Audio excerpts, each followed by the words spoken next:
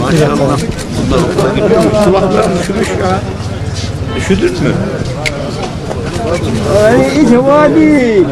Maşallah.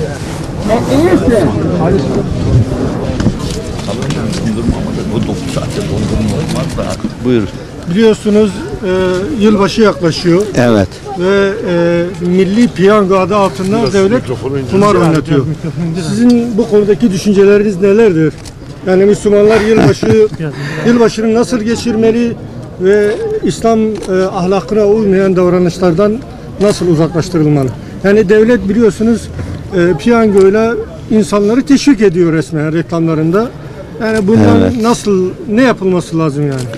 Valla bizim kendi örflerimiz, adetlerimizin içinde şans oyunları dediğimiz, yani kumar aslında bir şans oyunu sayılır. Bunlara yer yok.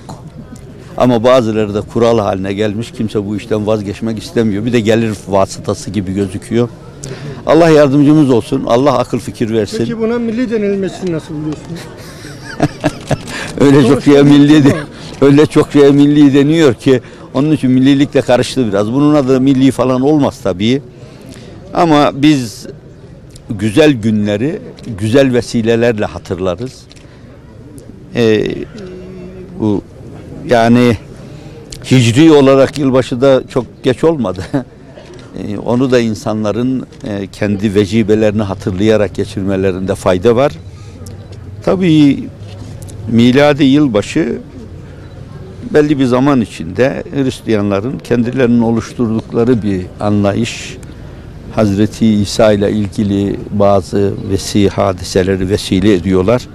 Ama bugün maalesef yılbaşları yani çığırdan çıkan bir eğlence anlayışına vesile oluyor. Pek kaide kural tanınmıyor. Ahlaki değerleri de rencide edecek bir takım hadiselere de vesile oluyor. Yani yılbaşında oynanan bu piyango da bunlardan bir tanesi herhalde. Allah yardımcımız olsun.